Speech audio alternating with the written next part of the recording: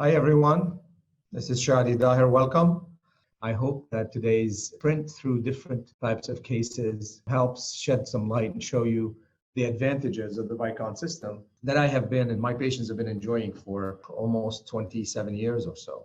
Today, what we would like to do is to put a big picture out to you all. As you all know, when we do dental implants, we as the practitioners, the clinicians, we have control over the surgical technique, we have control over the restorative technique, we choose those, but we do not have control over the patient. The best we can do is to select the patients. So we do want to make sure we view the medical history, that we make sure we have appropriate radiological exams, whether it be cone beam scans, whether it be even a simple periapical for simple cases. As you will see in the presentation, sometimes we have scans and sometimes we don't need them.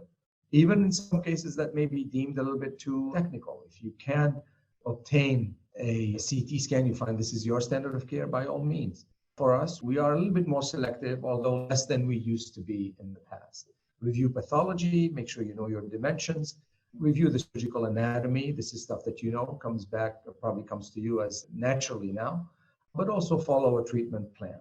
Surgical guides are gaining, again, big traction because of the sophisticated methods of making them. You will see that we use mostly checking guides, if we use guides at all, for those simple cases. Most of them that I would be sharing with you are simple cases.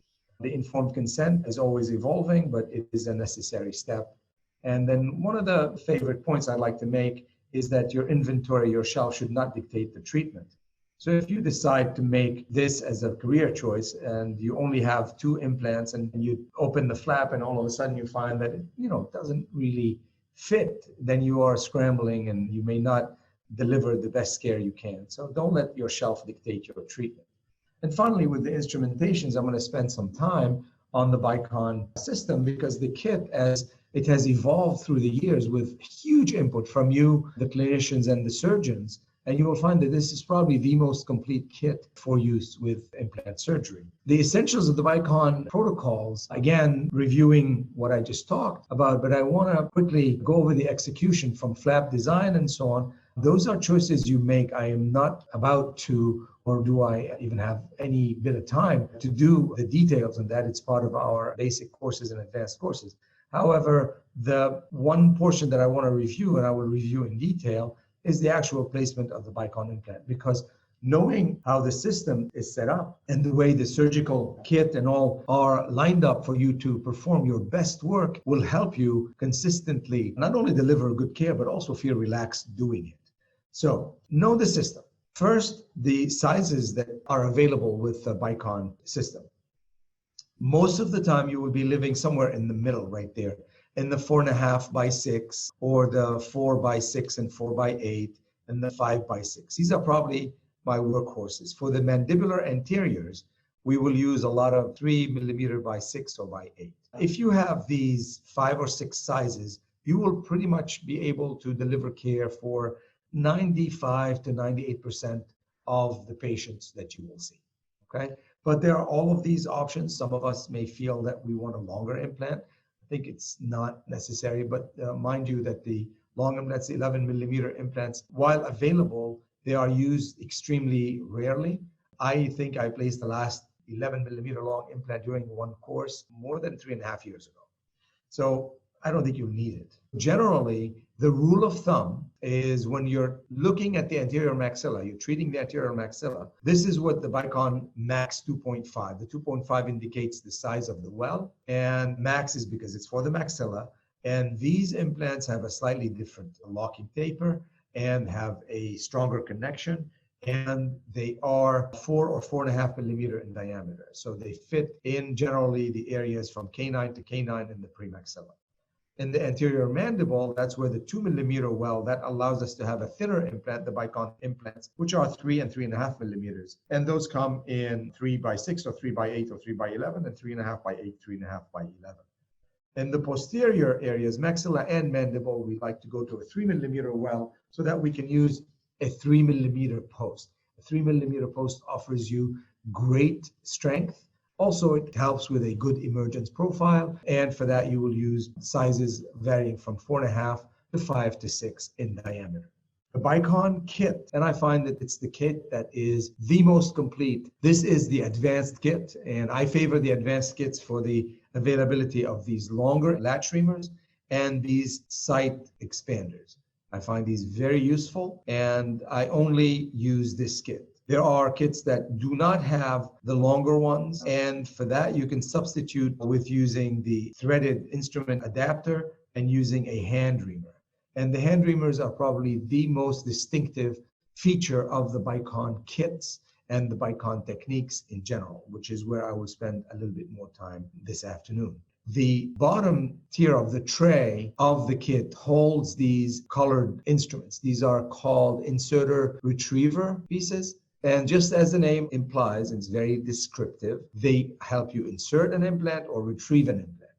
Knowing these kits is a must. You'll find that they are your best ally. They give you control, give you direction, and give you a good estimation of where your implant is going to end. And that's another feature of the Bicon implant that I will highlight during the clinical presentations. The equipment for the Bicon needs to incorporate this. High torque is extremely essential. So whatever system you may have, whatever handpiece you may have, you need to make sure you have high torque. And I'm talking higher than 75 or 70 Newton centimeters. This is because of the very low speed, non-irrigated reaming, okay? If you do not have high torque, you're gonna end up halfway down the osteotomy and get stuck. You can't come back out, you can't go back and go forward. So make sure you have high torque. Now, there are solutions for that, but high torque is absolutely essential. This is the comprehensive kit. Many of you may have this kit. As you see, it is missing the second row of latch reamers, and it's missing the row of expanders. Now, as we go on with clinical illustrations and presentations, you will see the importance and the real versatility of these parts, including the longer reamers. So I selected a case to illustrate the use of the kit. This is a case where a patient had sinus disease and she'd had transoral antrostomy, and there was a lot of scarring in the area, but she lost also 2 teeth. She said that she'd had the surgery and they removed 2 teeth because it was a big cyst. Clinical presentation showed a scar in here. Patient was very squeamish about x-rays, etc. No history of cancer, but just a very minimally cooperative patient. So in the process of treating her, since we have ample space on the periapical, the CT scan was not necessary, since clinically you can tell that there's ample space in the bone. So when we opened the flap, to avoid any issues, we left this central area. So what I want to illustrate is the use of the kit, but also some of the clinical features that help a surgeon like me deliver implants that are easy to restore to a reasonably trained dentist. So using the kit, you start with a pilot osteotomy. The pilot osteotomy is done with a twist drill that is very sharp and irrigated. The gold coloring is due to titanium nitride. The black bands are between 6 and 8 precisely and 11 and 14 precisely, easy to see, easy to measure. Bicon implants, because of the sloping shoulders, need to be placed within the crest so that the bone can adapt to the shoulder at a 90-degree angle, and therefore we place them at a depth of a minimum of 1 millimeter. I prefer to place them 2 to 3 millimeters unless there is some vital structure I don't want to violate, such as the sinus floor or the mandibular canal. So in other words, don't go causing the patient numbness just to put the implant below the crest. But also, if you have a choice of placing a 6 or an 8 millimeter implant at or just above the crest, do not do that. Go with a 5 millimeter or a 6 millimeter respectively and place it within the crest. It is very important. It gives you better adaptation. You will have fewer problems and you will have better longevity of the implant with minimal issues afterwards. So using the pilot drill with irrigation, we make our osteotomy. That osteotomy determines the location, angulation, and length of your implant, and then we move on to the latch reamers. The reamers, just as the name implies, just widen a pre-existing hole, but now what's more important is that we reduce the speed and we increase the torque. So the speed at which these reamers are used should be 50 RPM or less, and the torque is as high as your handpiece will allow. Don't get stuck halfway down an osteotomy in type 1 bone. It's very hard to retrieve that reamer. It is very important to remember to reduce the speed and to increase the torque. Reduction of the speed also extends the lifespan of these reamers, and therefore you don't have to buy a whole new set every other implant. And they have specific geometry. They are designed with extreme forethought, with very intelligent people's input put in the design and execution of these reamers. I spend a lot of time explaining those in our SPP courses because they are the mainstay of the Bicon surgical protocol. Suffice it to say that as you make your osteotomy, then you follow in 0.5 millimeter increments. These reamers will pretty much guide you right through to the completion of your osteotomy. The pilot drill is 2 millimeters. So logically, the first reamer is 2.5 millimeters. Most of the work is happening at this part of the reamer. The kind of cylindrical parts help keep those trabeculae that were too soft to be cut, keep them out of the way, kind of compact them into the side of the osteotomy. And so that leads to two things. As we continue, now we go to the 3 millimeter. Understanding the way the reamers function helps us realize that as we are proceeding, we're able to grade the bone. So cases like this one, where there are some shavings, but they're not filling up the flutes, this is type 3 bone. If we had just shavings that are packing very tightly in there that are white, that would be type 1 bone. If those were packed, but they were red, that would be type 2 bone, because that means the trabeculations are plentiful and they're well supplied with blood. However, it's quite often that we withdraw the 3.5 millimeter latch reamer and we see no bone. That's type 4 bone. And based on these types, we will change the selection of implants and the selection of the healing times. The one thing that carries through in the Bicon system is those markings and the colorings.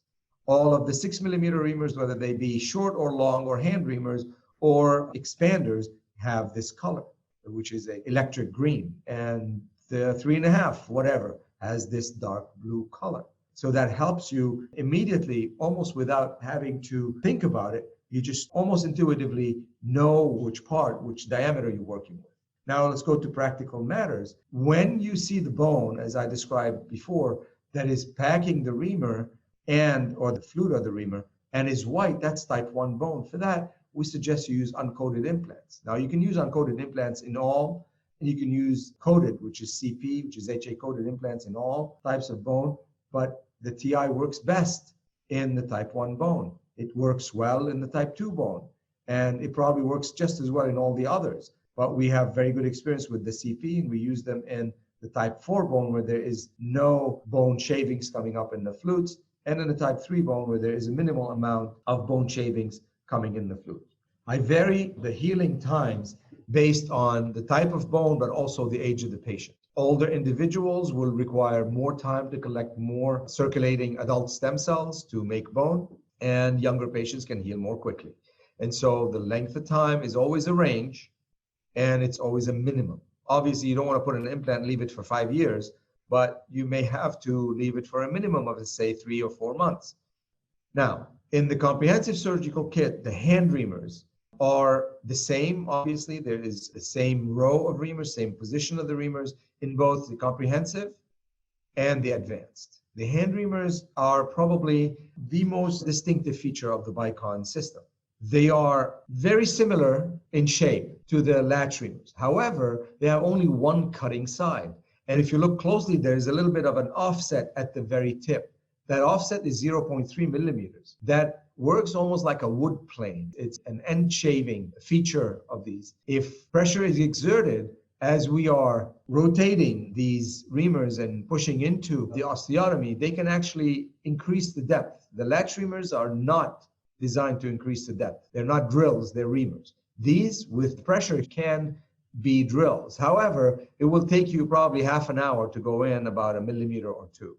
I'm exaggerating a little bit, but my point is, this is why we're able to approach very, very vital structures without damaging them, because we use the hand reamers instead of the high-speed, penetrating, sharp drill. And therefore, we are able to take full advantage of the ultra-short implants being placed in ultra-shallow bone. So let's continue with this case just to finish the illustration. This is the 4 millimeter reamer. Notice how we switched to the hand reamers, put it on an adapter, a threaded adapter. And because I just didn't want to wear out my arms reaming this fairly dense bone by hand. This is quicker, but it still allows me to push up, get a little bit deeper without ripping a hole into the sinus. In fact, there are times where I've removed all of the bone, and with a curette, I could feel the squishiness, the soft lack of resistance, if you will, of the sinus mucosal lining. So that's one of the major advantages of the Bicon hand reamers as part of the system. Another advantage is if you drop one of those latch reamers, you have a backup. And there are cases where you can do the whole entire case by hand without any power drill. We lost power one time, and I finished the case with a flashlight and my hands and the hand reamers. So that's another backup plan. So now our osteotomies are complete. You can see how this part, and I was feeling a little bit of a missing bone, and I think there was an adhesion between the periosteum and the sinus lining. However, all of this was bone, the floor was bone, and so on. Finished it to 5 millimeters and placed 2 5x6. The inserter retriever have special markings. Your goal is to place the implant when it's seated against the base, and this is threaded down. The bone should be between those two lines, which indicate 2 and 3 millimeter depth, respectively. That's the posterior implant. We finished the anterior implant. Now, why did I place the implant right after finishing the osteotomy? Because in type 3 bone and type 2 bone, the trabeculation may bounce right back. If you dilly-dally too much, since this is a friction-fit implant, you may not be able to seat your implant fully. So if you have multiple implants, even a couple, you finish an osteotomy, put the implant in. Now, my implants were angled slightly. Again, the placement, as you see, the implant in, the bone is roughly at the level of between the two lines. Now, with the Bicon implant, because of the hemispherical undersurface of the abutments, because of the versatility of the restoration, slight variation from the vertical, from parallelism, is really inconsequential. So by doing this, I avoided an additional surgery, and you can see at the bottom of the screen, this is an image in a mirror, and you see that there was a defect here. Had we had to put these two implants more vertically and use longer ones, we would have had to contend with whatever the disease that had happened with all of the adhesions and all of the scarring, adding unnecessary surgery because of the use of the ultra short implants. These are the two implants. Now, if you're wondering what these little nubs are, these are not so little. They're actually quite long, as you may recall. These are called guide pins. Those are designed for the second stage. However, I always use them in the first stage for two reasons. First is I can tell where the implant is going to end up. So once I seal this and it heals, and I can't move the implant any longer, I know I am delivering a reasonable product to my referring dentist. And secondly, if I don't like the position of the implant and the bone is relatively soft, because of the ultra short implants, I can actually pull and modify the final angle of this implant, even after all the osteotomies are done, by pushing it and having it dig into the bone, even though it may pull away from the bone on another side of that osteotomy, and it will not affect its success. For any surgeon who's placed implants and you find it, the angle is just a little bit suboptimal, you know exactly how valuable this is. This is what has saved us from easy to fix mistakes, because we can easily just change the angle ever so slightly and end up with a very easily restorable case. So make it a habit to check your angle at the end before you seal it. And the way you seal it is by putting the black healing plug, trimming it. You can trim it right in situ, right in the mouth, or you can trim it outside the mouth, which is something I like to do often. And then we put some bone. Now, the bone is not a bone graft per se, but it covers the plug, it covers the shoulder. But more importantly to me, if you're doing this kind of big osteotomy, it supports the flap from collapsing over and gives you a little better contour and better expectation of healing as a result. And these are the two implants at placement. This is 4 months later at uncovering. I want to spend more time on some more aesthetically challenging cases. This young lady is a 19-year-old congenitally missing laterals. Her orthodontist moved them out of the way significantly for us. Initially, she had significant conversions of the roots. So now radiographically, she has good spacing. As you can see, the PDLs are widened. So this is still actively settling. So we took the wire off, and then using a perio probe, I stepped back about 1.5 millimeters to 2, marked the zenith of my incision, making a semilunar incision on both sides, then extending that incision into a finger flap. If we need to do a little release, we make an incomplete cut so that we don't have a tear in the middle. So these are very conservative flaps, but with this individual, she has ample bone, was able to sound all the bone, no CT scan was necessary. And the beauty of this is, again, in a young individual, is that the bone is pretty soft. We start with the pilot drill for the pilot osteotomy, then do the expansion with a 2.5 to 3, and then 3.5 is done by hand with a hand reamer. And on the left side, the bone was so soft with the 3 millimeter that I went to the expander. You can tell the difference. The expanders have the marking at the tip.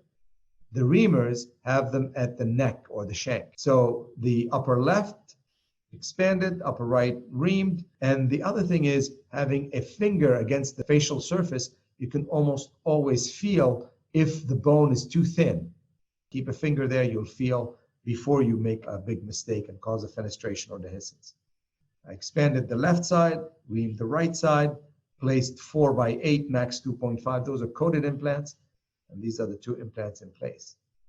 I allowed them to heal roughly 5 months. Patient was away at college. She could have come back at 3 months. She came back at 5 months in June after she finished the second semester, and we are uncovering them. Use again to make that same incision. Very conservative flap, papilla sparing. Once we are sure that the implants are integrated, we will then remove or cut the little finger flap, take impressions, inserting IACs after they've been fabricated.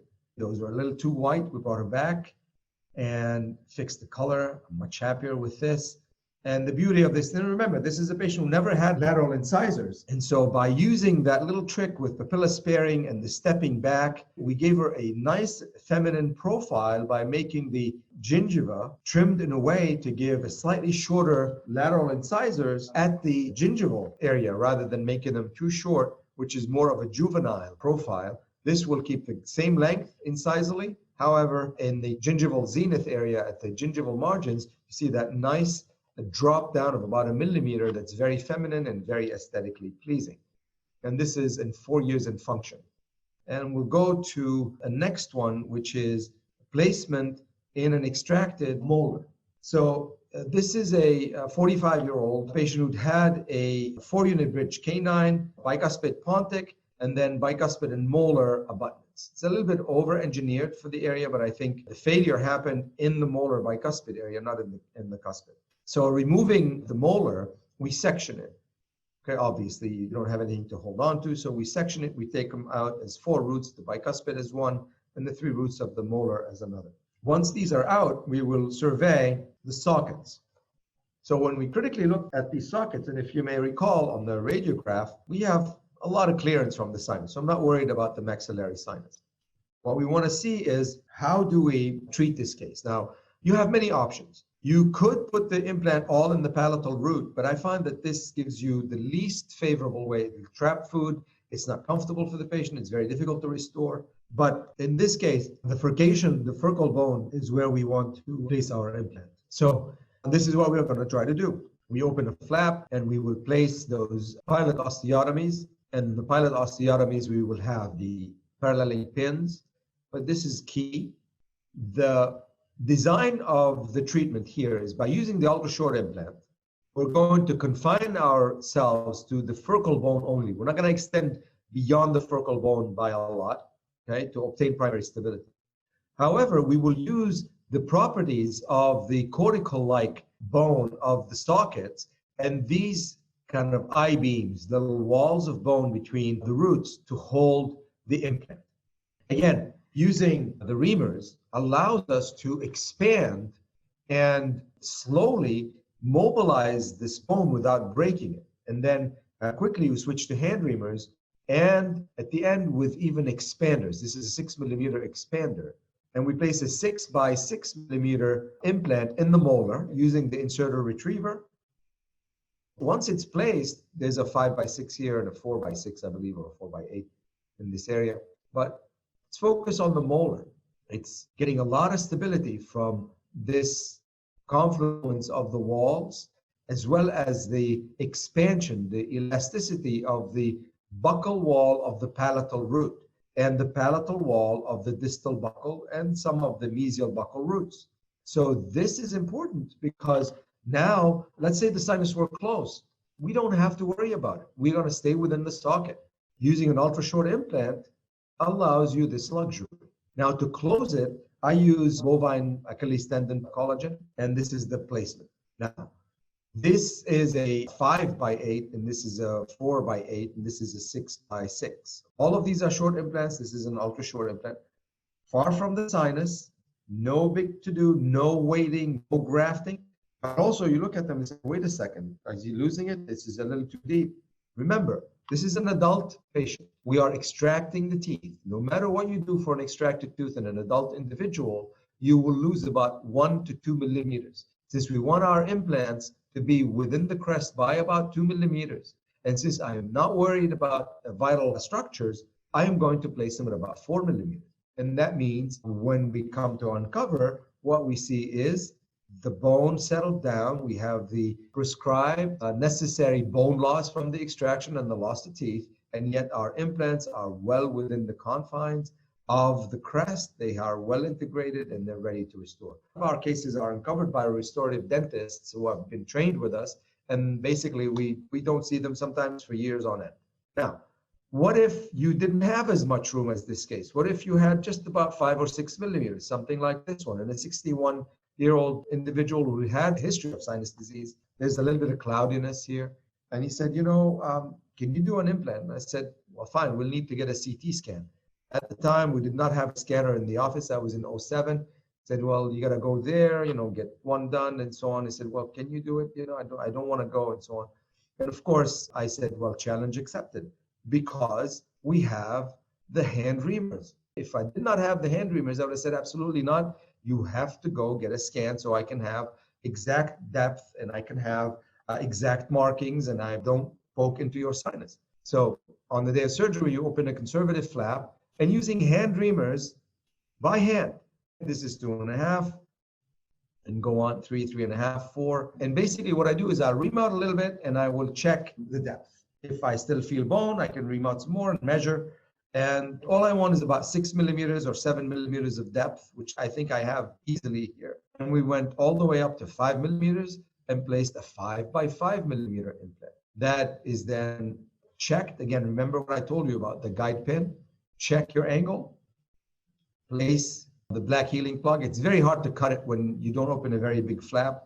So I cut it outside, sneak it in with a perio probe, and cover the shoulder with some bone, close it. 5 months later, we uncover it. Notice that we're right at the floor of the sinus, no sinus lift. We didn't violate the sinus. You can still see the shadow of the floor. As it remodels, is there a bump up of bone there? You be the judge. The point is, we uncovered that, and this is 6 years in function. I only saw this patient because he needed another implant. So I have this x-ray. This has been in function. And as you can see, the bone consolidates around it. It adapts itself to the shoulder. It's very stable. Again, some of you may be wondering, well, with the kind of friction fit implant as you have here, can you do immediate loading? And we can, because we also rely on bonding the teeth. So this is a case of one of our colleagues who at the time was 68 years old. His 2 centrals were failing, needed them replaced. So he's actually from out of town, sent us a model of his teeth. We modified them, trimmed away the top, had a CAD-CAM shell of a Maryland type bridge for the 2. It was then stacked with ceramic type material with ceramage. So this is what we have. And the day of surgery, he shows up, he had everything set, yet actually a day or 2 before it fractured this tooth. We anesthetized and removed these as atraumatically as possible, the 2 central incisors, using luxators and approximators, and then atraumatic extraction forceps. We delivered the 2 roots without a problem. And now, placing these implants, there are some nuances as to the placement, since we don't want them to approach the facial surface too much because we can blast through it. There are some nuances about placing them against the palatal slope of the bone. My goal is to place max 2.5 with the sizes of 4.5x8 short implants. So we place the pilot osteotomies, check the angulations, and then go with the reamers. Again, notice there's always a finger. I do not want to feel that the reamer is touching the buccal plate. It's very thin. If it touches it, maybe the very last reamer, that's acceptable. But anytime before that, I have to make a correction. And that is by using hand reamers, etc. but you do not want your latch reamers to contact the buccal plate of an extraction socket prematurely. In other words, not before the very last size. And we go to 4 and 4.5. And at 4.5, I could almost feel it, but not quite. Okay, placed 4.5 by 8. Obviously, always clean your osteotomies before you place your implants. Place the 4.5 by 8, max 2.5 on both. And that's the beauty of the immediate loading for the surgeon. We check the angle. This one needed to go slightly more to the palatal. I felt that the apical portion was a little too thin. So slight variation, which were done clinically right at the time of surgery. And as they were seated, slight differences, but nothing that will make clinical significance for the long term. Makes the job of the restoring dentist to put the temps on a little bit more challenging, I suppose. But it worked very quickly using universal abutments and copings that were picked up and then modified and then picked up again with bonding and bonded, giving the patient a temp immediately after the extraction of teeth. And this is the post-op radiograph. The patient returned, and you can see the healing is complete right up to the shoulder and right to the hemispherical undersurface. The temps are removed, impression is taken and poured. The lab fabricates these beautiful integrated abutment crowns, which are then seated. And the patient is sent on his way. That is what we have. Now, let's talk a little bit about the other advantage of the ultra-short implants, which I'm sure you all know, which is the ability to place implants very close to the mandibular nerve, where any other type of a system would have required that you A, drill with extreme care and fear, and B, may not be able to place without cortical grafting or crib grafting, etc. Whereas with the Bicon, again, I'm emphasizing that hand reamer technology, if you will, where that step at the very apex allows you to deepen an osteotomy at very slow speed with high degree of confidence and safety, is the mainstay of our procedures with areas or with patients who have had an atrophic mandible. Like our patient who was 53 at the time, had a lot of implants, has a very odd shape of the maxilla. These implants are not touching. It's just the way the maxilla is. It looks like they are on the panorex. But in the mandible, we placed all of these 7 implants in one visit. But he wouldn't let me go beyond because he was afraid of getting numb. He must have come back 5 or 6 times talking about it as though talking about it is going to change it. Finally, he gathered up the courage and he said, okay, whatever it is, I want to have teeth in the back. I don't care. Do whatever you have to do, doc. And he came back and we said, okay, let's start. He said, can you do everything? I said, no, because there's only one thing worse than paresthesia, and that is bilateral paresthesia. So we started with the right side. On the right side, open a pretty wide flap, but very carefully dissect where the nerve is. Not because we just want to play with it, but because we want to see where it is so that we can protect it. And I don't let anyone hold the retractor in this case. It's my responsibility because a lot of times it's slipping and crushing the nerve that causes paresthesia, not the drilling. So again, without much of a guide here, we're able to use the paralleling pins and some of the features of the Bicon placement techniques to place our implants at the proper spacing. And we have 2 paralleling pins inserted after the start of the osteotomy. And that's a key word. We start the osteotomy. I plan on making about a 6 millimeter osteotomy total depth, that is in the area of the second bicuspid, this one, and about a 7 to 8 millimeter in the area of the molar. So my osteotomy, my pilot osteotomy, was about 4 millimeters. This is barely in the bone.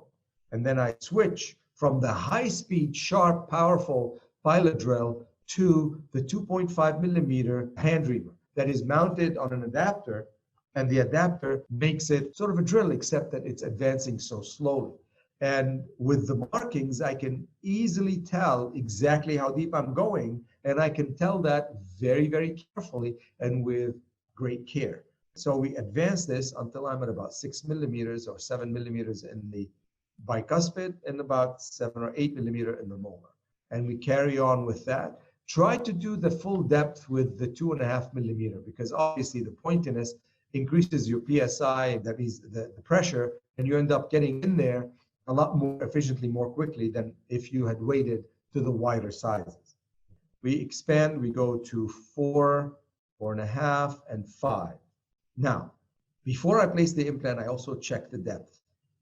And I find that it's a little bit lacking here.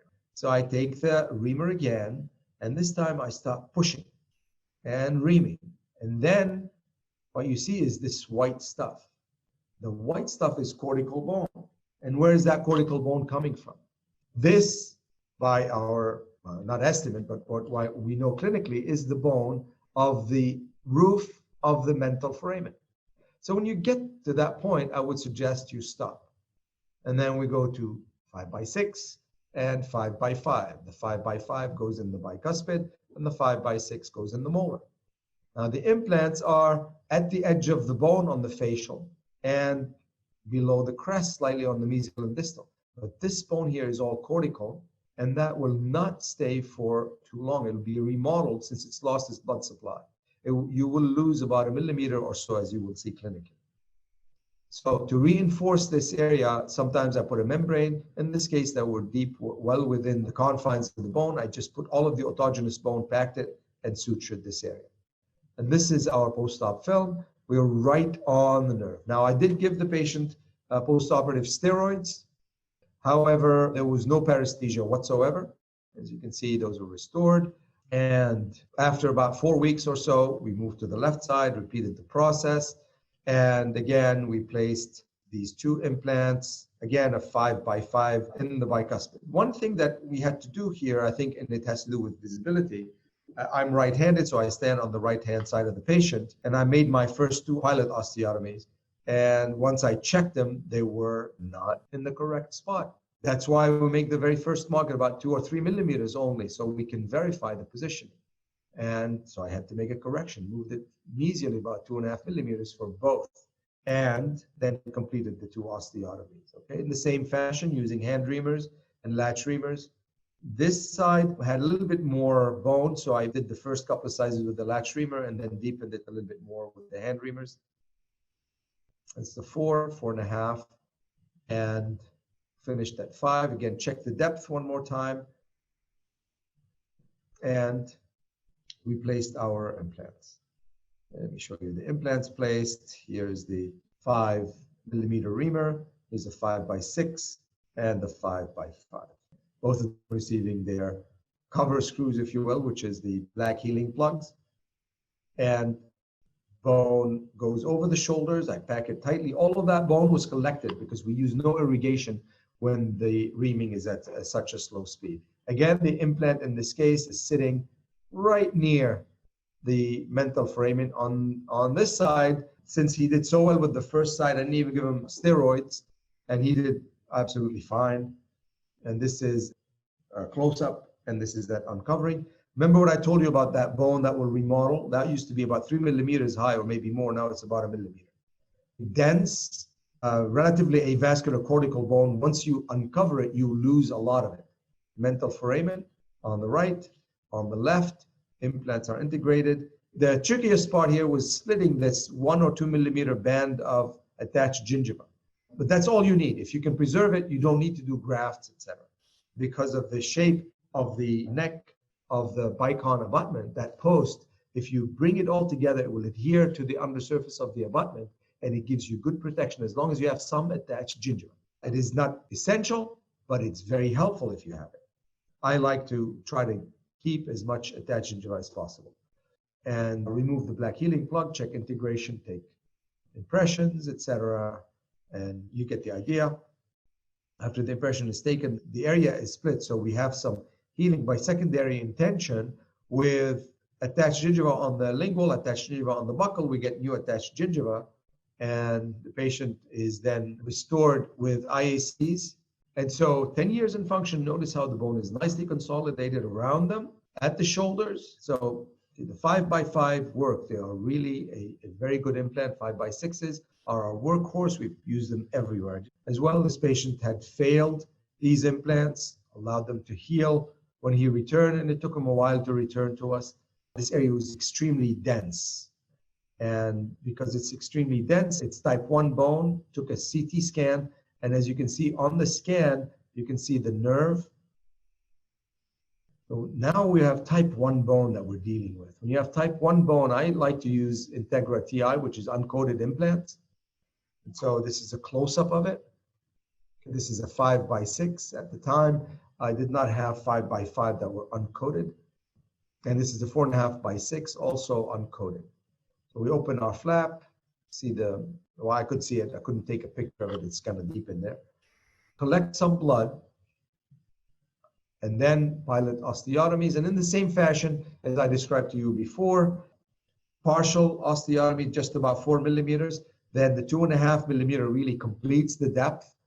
And then we continue to do the expansion to 4.5 in the bicuspid and 5 in the molar area. But when we place those, because of the thinness of the buccal plate, we have part of the implant, the shoulder, and one of the plateaus is visible. And in the molar, the shoulder is visible. It's outside the buccal area.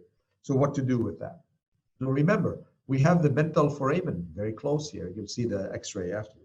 What you cannot afford is to have graft material that is non-resorbable sneaking around and causing a scar around the mental nerve, which can cause, not immediately, but after scarring and consolidation of the scar, you could have paresthesia with late onset. So what I want to do is use a membrane. This is the bovine, collagen resorbable membrane. I put it in and burnish it. So it's kind of a sticky surface in there. And I want to lap it over the crest. That way it will be less likely to slide down. In this case, we were lucky that we got a lot of autogenous bone, and we only needed about 1 millimeter or 2 of thickness at the crest because of the sloping shoulder. So I took all of that bone and I packed it to a thickness of roughly 4 millimeters or so, maybe 5. But I packed it very hard. And by packing it toward the medial, toward the lingual, and slightly apically, okay, I was able to create a nice volume right over the shoulder of the implant. And then we're able to suture it. And the nice thing about these flaps is the buccinator muscle and the mucosa are so stretchy, you can pack 5-6 millimeters of bone and still be able to close it primarily. I use continuous sutures. You don't have to, but I like using continuous sutures. And I do like using gut sutures, except when there is other call for some reason. And there are different reasons why I wouldn't use that. In this case, we use gut sutures, avoiding the mental framing, using slight bit of angulation to not have to, nick it in this process. Place the 4.5x6 short implant and a 5x6 short implant. Both have 3 millimeter wells. We place those and allow it to heal. Again, as you can see from the dates, this is almost 10 months later. Patient takes a sweet time coming back. We uncover those. His dentist restored them. I asked him to come back. We took an x-ray a year later, and this is 3 years in function. And we had occasion to bring him back for a CT scan for something else.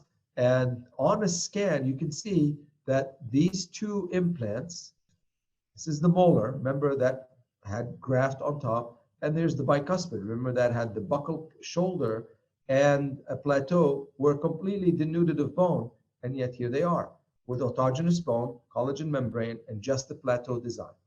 Now, and I would like to put some of these ideas together from a little bit, a teaser about the sinus lifting and the bone grafting and so on. And I will share with you this case because probably in your practices, you will encounter some of these cases where it's never, a simple one thing.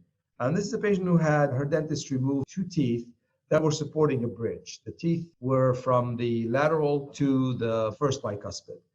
She continued to have pain and she was getting swollen and redness and so on. We put her on about a month of antibiotics. By the time she saw me, she was starting to get better, but the area was still red and tender. And this is the x-ray I had. We waited another, I think, 2 months. So after 3 months, she returned and the x-ray was no different. So we said, okay, let's see what we have in there. Opened the flap and this is what we saw. The socket of the lateral was healing relatively well. There's a callus in there, but the socket of the bicuspid was a whole other story. You touch this, it's squishy. So I put a curette to it and it popped out like a pearl. So now what we have is a defect And incidentally, since I cleaned that, I cleaned the socket of the lateral. So let's survey the surgical site. We have a socket, reasonable. We have an area of the canine. It looks pretty big because it's filling the screen, but it's actually pretty thin and fairly dense. This has been missing for a long time with a broken down infected tooth next to it. So when we are dealing with this, we're going to have almost like 3 different surgical areas in the same 1.5 or 2 centimeter by 0.5 centimeter area. And so in the lateral, it's very easy. We go straight in the socket, use the socket and the central next to it as our guide. In the canine, there's a transition, there's a sharp turn from the premaxilla to the posterior maxilla, and that's in the canine. And that made it a little bit difficult to get that angle just spot on, but it doesn't really make much of a clinical difference, as you'll see in the end. But now we come to the bicuspid. I had no prior x-rays of the bicuspid. I'm guessing it was infected. It was probably fractured and floating in there for some time because there was no buccal plate, and this is the sinus. If you push hard, you would poke into the sinus. But yet the socket was kind of irregular, needed to put the implant in there. So tried to do is place each implant individually. The lateral was placed using hand reamers on the adapter. We started the osteotomy for the canine, and immediately you see a little bit of a crease right there. So that's going to offer another challenge, right? In the lateral, we placed a 4x8, so we stop at about 4. 8 millimeter, this is about 11 millimeter on the distal, maybe slightly deeper on the mesial. So in the aesthetic zone, I place my implants roughly 3 to 4 millimeters below the crest. I feel that the emergence profile of the abutment is very supportive of the aesthetic profile of the gingiva, especially in patients with thick biotype. Again, we place our implant using the inserter retriever. On the distal, the bone is ideal. On the mesial, slightly elevated, but I don't think it makes a big difference. For the Bicon system, you cannot apply these principles with platform type implants or with other implants with platform switching that are designed to be at the crest. They can cause you big problems.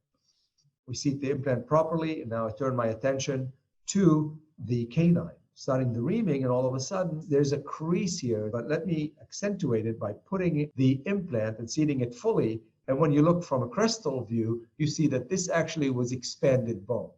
This is not mobile, but just elastic a little bit. And it's a deformation that would be elastic if I were to extract this implant. Okay, but the implant is keeping it propped up. I turn my attention to the bicuspid. I want to place a 5x6. The socket itself is deep on this side, but the opening of the socket is a little offset, so to speak. So I just wanted it to be wide enough so that I can put my implant and then push it in the right space. So I did a little bit of reaming and then used the sinus lift osteotome and fractured the floor of the sinus slightly.